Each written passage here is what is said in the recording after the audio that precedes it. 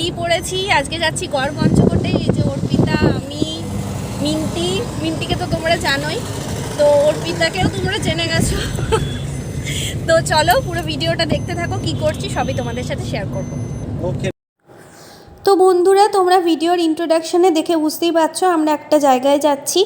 তো আজকে দিনটা হচ্ছে রবিবার, আর বিকেলই আমরা বেরিয়ে পড়েছি।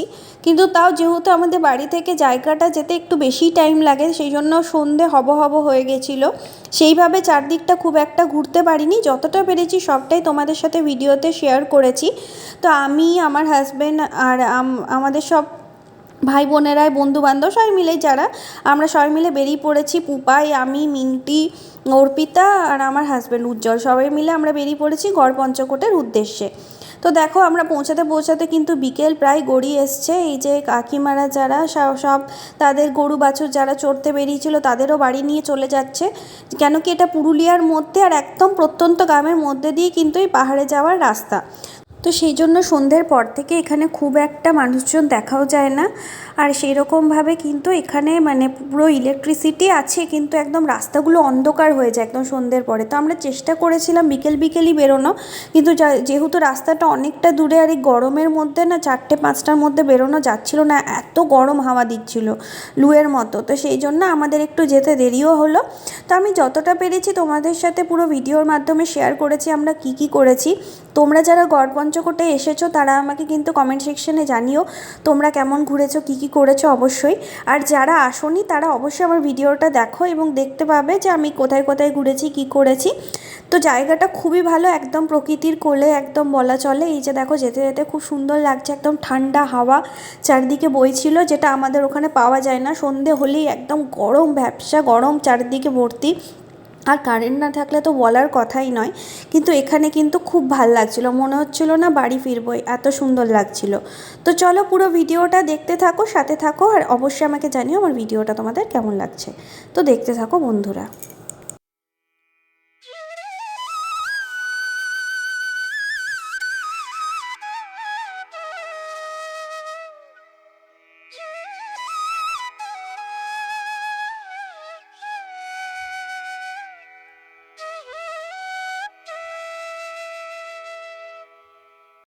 Hello and welcome back to Rajlokhi's World from গড় পঞ্চকোট। তোমরা সবাই কেমন আছো? তোমরা কেমন আছো সেটা বলো। আর এই যে দেখো আমরা সবাই চলে এসেছি অন্ধকারে, একদম পুরো চারদিকটা, কিন্তু তাও ভাল লাগছে, পুরো ভিউটা খুব সুন্দর লাগছে। গরমটা একটু কম লাগছে এখানে। আর আমরা এবারে একটু চারদিকটা ঘুরে দেখাবো।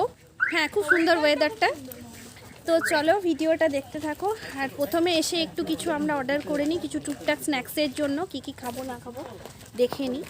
আর এরপরে কি প্ল্যান আছে সেগুলোও তোমাদের সাথে শেয়ার করব। তো চলো পুরো ভিডিওটা দেখতে থাকো।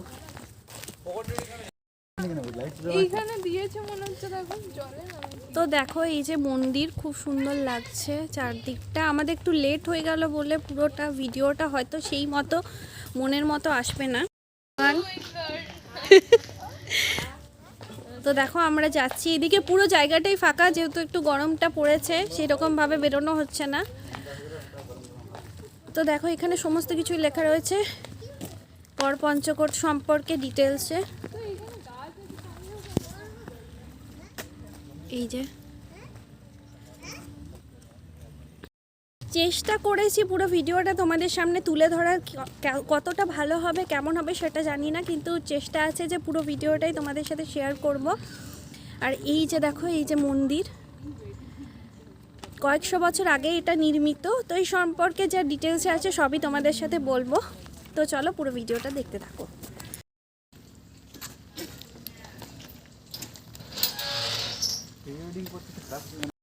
দেখো এটা হচ্ছে রাস মন্দির। তো রাস মন্দিরের ভেতরে আমরা যাচ্ছি। আগের বার এসছিলাম তখন মন্দিরের গেট বন্ধ ছিল, আর এইবারে কিন্তু ঠাকুরের দর্শন করা যাবে।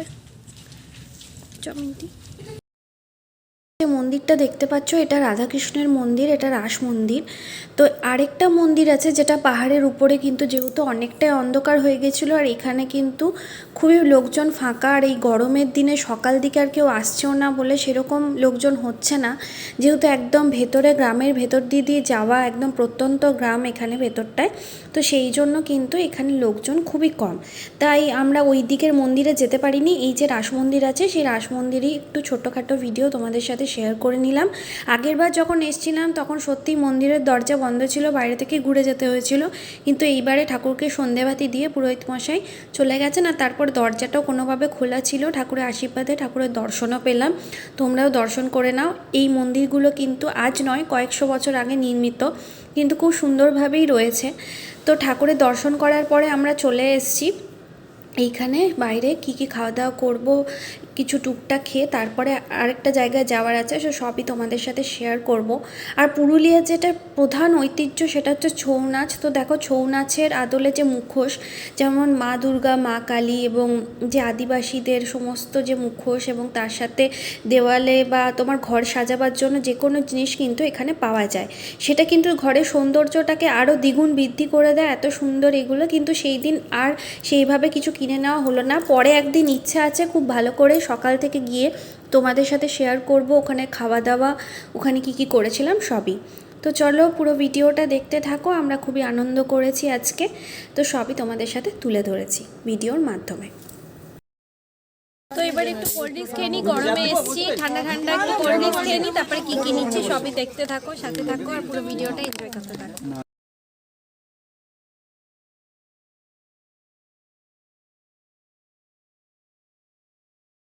আমরা সন্ধেবেলায় গিয়ে এখানে পেঁয়াজি বা পকোড়া, যেগুলো খুব বেশি তোমরা ভ্যারাইটি পাবে না, কিন্তু যা কিছুই ছিল খুবই সুন্দর। তো আমরা কাকিমাকে বললাম আমাদের জন্য পকোড়া ভেজে দিতে, একদম ভেজ পকোড়া। তো পেঁয়াজ, তার মধ্যে আলু দিয়ে, তারপর বেসন দিয়ে করেছিল, কিন্তু খেতে অপূর্ব হয়েছিল। তো আমরাও খেলাম আর খুব ভালো লাগলো। প্রথমে তো এক প্লেট নিয়েছিলাম, কিন্তু এক প্লেটে আমাদের এক একজন এক প্লেট নয়, 2-3 জন ভাগ করে 2টো প্লেট নিয়েছিলাম, কিন্তু এত ভালো টেস্ট ছিল। তারপরে আমরা 5-6 প্লেট অবধি পকোড়া খেয়ে নিয়েছিলাম। আর রাতে আমাদের বাইরে খাওয়ারও একটা জায়গায় যাওয়ার কথা, রেস্টুরেন্টে খাওয়ার কথা ছিল, তো ওখানে গিয়ে সেই মতো খেতেই পারিনি। এত সুন্দর এই পকোড়াগুলো খেয়েছিলাম আর পেট পুরো ভরে গেছিলো। তো দেখো এই যে কাকিমা একদম গরম গরম পকোড়া ভাজছে, একদম কাঠের জালের উনুনে, আর সেই জন্য হয়তো এটা স্বাদ আরও বেশি। ঘরে কিন্তু করলে এতটা বেশি স্বাদ লাগে না, কিন্তু যেহেতু বাইরে এসেছি সত্যি খুব ভালো লাগছিল।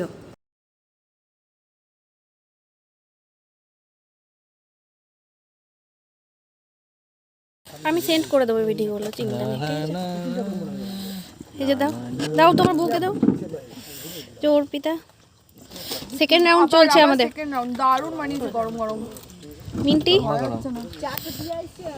আমি খুব এক্সাইটেড, ভালো লাগছে আমার খুব খেতে। আজকে কিন্তু একজনকে দারুণ দেখতে লাগছে, আমি তার দিকে ফোকাস করে রয়েছি। Thank you. না বললে তো বানানো হয় না, তবে গরম শীতকাল হলে চিকেন আনা থাকে, তখন সিজন টাইম তখন থাকে, গরমও আছে, নষ্ট হয়ে যাবে। এখন নষ্ট হয়ে যাবে, কে খাবে কে না, নষ্ট করে তো কোনো লাভ নেই। দারুণ হয়েছে কিন্তু পকোড়াটা। আলু, পেঁয়াজ, আলু পেঁয়াজ, এই তো ব্যাটারটা আছে। ছবি তো দিই, কি দিয়েছো কাকিমা এটার মধ্যে? আলু পেঁয়াজ আদা লঙ্কা। আমরা ঘরে করলে এত টেস্ট আসে না, কিন্তু খুব সুন্দর হয়েছে কিন্তু পকোড়াটা। তুমি কোথায় থাকো কাকিমা? আমি গ্রামে চলে এই গ্রামে? কখন দোকান বন্ধ করো? আর কি পাওয়া যায় এখানে সকালে এতে? সকালে আমাদের ব্রেকফাস্ট যে অর্ডার দেয় সেটাই বানাই দিই। আচ্ছা, আর দুপুরে ভাত, ডাল, পোস্ত, হ্যাঁ ঝুরঝুরে আলু ভাজা, বেগুনি, চাটনি, পাঁপড়, হ্যাঁ। আর একটা যে কোনো সবজি থাকে। আর দেশি মুরগি যদি কেউ খেতে চায়, দেশি চিকেন একটা গোটা নিতে হয়, 4 কেজি আমি রান্না করি। কিরকম দাম রাখো? এখন একটু দামটা আছে 450 টাকা কেজি, কখনো 350 হয়। আচ্ছা আচ্ছা রেট তো নামা বাড়া। আচ্ছা। আর রাত্রিবেলা এলে, ধরো রাতে যদি কেউ আসে, একটা রুটি চিকেন যেমন বলবে, আচ্ছা আচ্ছা। বা এমনি রুটি সবজি। তো কাকিমার সাথে কথা বলতে বলতে দেখো পকোড়াটাও ভাজা হয়ে গেছে। তো চলো, আর দারুণ টেস্ট হয়েছে। কাকিমা তো সামনেই থাকে, তোমরা যদি আসতে চাও শুনে নিয়েছো পুরো ভিডিওটায় কখন আসতে পারবে আর কি মেনু হয়। তো চলো একদম গরম গরম ধোয়া ওঠা চা নিয়ে ভিডিওটা। এরপরে আমরা যাচ্ছি কোথায়, একটা রেস্টুরেন্টে যাচ্ছি। এখানে একটু সন্ধ্যা স্ন্যাক্সটা খেয়ে নিলাম, এরপর রেস্টুরেন্টে যাব। আর আমার ছেলেও একটু বাড়িতে আছে, ওকেও নিয়ে নেবো সাথে। তো আজকে সন্ধ্যাটা একদম জমজমাট, প্রচণ্ড মজা হচ্ছে, অনেক দিন পরে আমরা সবাই একসাথে। তো চলো, খুব ভালো লাগছে, আশা করছি তোমাদেরও আমার ভিডিওটা খুবই ভালো লাগবে। আর যদি ভালো লেগে থাকে অবশ্যই আমার চ্যানেলটাকে সাবস্ক্রাইব করো, লাইক করো আর প্রচুর শেয়ার করে দাও। তো চলো দেখতে থাকো। বাড়ি ফেরার পালা, আর অনেকটাই অন্ধকার লাগছে একদম, খুব একটা বেশি কিন্তু রাত হয়নি, কিন্তু তাও এখানে যেহেতু মানে মানুষজন খুবই কম, জনবসতি এলাকাও অনেক কম, সেই জন্য কিন্তু এখানে পুরোই অন্ধকার, চারদিকে কোনো স্ট্রিট লাইটও নেই, কিচ্ছু না। আর আমরা কজন গাড়িতে আসছিলাম, একটু ভয় ভয়ই লাগছিল। আর তোমরা দেখবে আমার যেটা মনে হচ্ছে একদম ভূতের সিনেমার শ্যুটিংয়ের যেমন জায়গাগুলো আলো একদম ফোকাস লাগে, ওই রকমই সেম টু সেম লাগছিল। তো যাই হোক, মোটামুটি এরকমভাবেই আমরা বাড়ি ফিরলাম। আর এই যে দেখো, কথা বলতে বলতেই আলো দেখতে পেয়ে গেলাম আমরা। তো একটু পরেই আমরা বাড়ির কাছাকাছি মোটামুটি চলে এসেছি, তোমাদের সাথে গল্প করতে করতে। তো চলো সাথে থাকো আর দেখতে থাকো।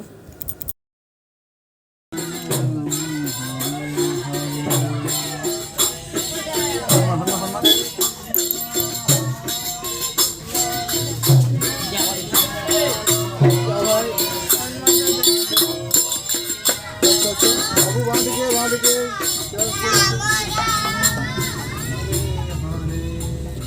বন্ধুরা দেখো, আমরা রেস্টুরেন্টে চলেও এসেছি। আর এখানে এসে প্রথমে অর্ডার দিয়ে দিয়েছি খাবারে, ক্রিসপি চিকেন, এই যে দেখো অর্ডার এসছে। তো তারপরে ফিশ ফিঙ্গার আর চিকেন ললিপপ এইসবই স্টার্টার আইটেমই খেয়েছিলাম। এই যে দেখো, তোমাদের আগেই বললাম আমার ছেলেকে নিয়ে আসবো রেস্টুরেন্টে যাওয়ার সময়, কারণ এইসব কিছুতে খাওয়া দাওয়া বলো বা ঘুরতে যাওয়া, বাচ্চাদের আনন্দটাই বেশি থাকে। কিন্তু যখন আমরা গড়পঞ্চকোটে গেছিলাম, ওখানটা খুবই গরম, তাই আর ছেলেকে নিয়ে যাইনি, ওকে মায়ের কাছে রেখেছিলাম। আর এই যে দেখো, যে দাদা কথা বলছে তিনি হচ্ছেন চঞ্চলদা। চঞ্চলদা খুবই ভালো মানুষ, আমরা যখনই আসি এই রেস্টুরেন্টে দাদা আমাদের সাথে খুব ভালো ব্যবহার করে, আমাদের কোনো অসুবিধা হলে দাদা সবসময় হেল্প করে। এবং তার সাথে বাচ্চা নিয়ে যাই তো খাবারে কোনো কিছু যদি বলি ঝাল কম দিতে বা কোনো স্পেশাল কিছু বানিয়ে দিতে, দাদা কিন্তু সবসময় মুখে হাসি থাকে। রেস্টুরেন্টে আর এইবারে স্টার্টার আইটেম খাবো। তো এই যে দেখো, আমরা সবাই মিলে বসে পড়েছি, সবাই এই যে। তো দেখি কি কি অর্ডার করি আর কি কি মেনুতে থাকে দেখতে। কেমন? ও তো নিজে এক্সপার্ট। ভালো বেটা, কি হলো? এদিকে এদিকে, ভালো ঝাল লাগছে। দেওয়া হয়ে গেছে, এবারে বাড়ি যাওয়ার পালা। এই যে দেখো, আজকে সন্ধ্যাটা খুব ভালো কেটেছে। এই যে সবাই মিলে এই যে সবাই মিলে আমরা আজকে সন্ধ্যাটা সত্যি খুব ভালো কেটেছে। আবার দেখা হবে, একটা নতুন ট্রিপ করবো, আমরা যাবো কোথাও সামনাসামনি। তো চলো, আজকে ভিডিওটা তোমাদের কেমন লাগলো জানিও। বল লাইক করে দিতে, subscribe, Like, subscribe Rajlokhi Di's channel. Like, share and subscribe. Like, share and subscribe to Rajlokhi's world. Bye, tata, দেখা হচ্ছে নতুন ভিডিওতে।